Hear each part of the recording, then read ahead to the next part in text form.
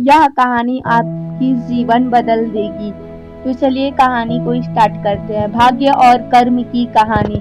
एक छोटे से गांव में एक व्यक्ति रहता था जिसका नाम रमेश था। वह एक ईमानदार और मेहनती किसान था। उसकी पूरी जिंदगी खेतों में काम करने में ही गुजर रही थी। उसकी पत्नी, बच्चों और बकरियों के साथ वह खुशी जीवन जी रहा था। लेकिन उसके जीवन में एक बड़ी समस्या थी। भाग्य रमेश हमेशा यह मानता था कि उसके जीवन की तमाम कठिनाइयां भाग्य के कारण ही है। वह खुद को कभी भी सुखी नहीं मानता था, क्योंकि उसका मानना था कि भाग्य उसके साथ अच्छा नहीं है। उसका मानना था कि अगर वह कभी भी सही जगह पैदा होता या उसका भाग्य अच्छा होता तो उसका जीवन बहुत बेहतर होता। एक दिन रमेश के गांव में एक साधु बाबा आए। उन्होंने गांव के सभी लोगों से पूछा कि क्या किसी के पास कोई समस्या है जिसे वह हल करना चाहता हो। रमेश यह सुनकर तुरंत साधु बाबा के पास गया और उनसे अपने जीवन की परेशानी के बारे में बताया। उसने कहा, मुझे लगता है कि मेरी मेहनत, मेरे प्रयास कुछ भी काम नहीं आता। मेरा भाग्य हमेशा मेरे खिलाफ रहता है। मैं मेहनत करता हूँ लेकिन फिर भी मेरे पास पर्याप्त अनाज नहीं होता। घर में खुशी नहीं रहती। क्या मेरे जीवन में कुछ अच्छा होने का कोई रास्ता है? साधु बाबा ने रमेश को देखा और उसे एक सवाल पूछा, तुम्हारे घर में बकरियां हैं? क्या तुम उन्हें हमेशा अच्छे से रखते हो? रमेश ने जवाब दिया, हाँ, मैं हमेशा अपनी बकरियों का ध्यान रखता हूँ। मैं उन्हें समय पर घास खिलाता, पानी देता और उनका ख्याल रखता हूँ। फिर भी वे कभी कभी बीमार हो जाती हैं या उनका दूध ठीक से नहीं आता। साधु बाबा मुस्कुराए और बोले, तुमने बकरियों के बारे में सही कहा।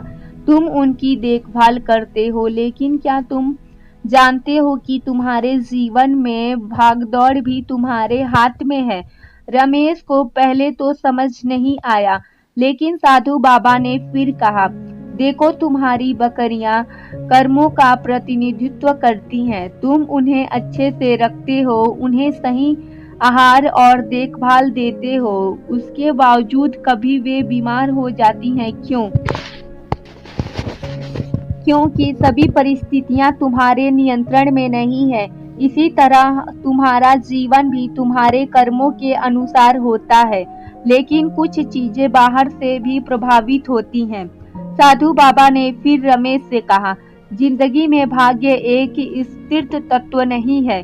यह कर्मों और प्रयासों का परिणाम होता है। अगर तुम अपना सर्वश्रेष्ठ काम करते हो तो तुम्हें अंततः अच्छा पर्याप्त फल मिलेगा। लेकिन लेकिन इसके लिए तुम्हें खुद पर विश्वास करना होगा और समझना होगा कि तुम्हारे जीवन की दिशा तुम्हारे कर्मों पर निर्भर करती है, ना कि सिर्फ भाग्य पर। रमेश ने बाबा की बातों को ध्यान से सुना और उनके शब्दों को अपनी जिंदगी में उतारने का प्रयास किया। उसने यह निर्णय लिया कि वह अब केवल अपने भाग्य को ही दोष देने के बजाय अपनी मेहनत और कर्म पर ध्यान केंद्रित करेगा।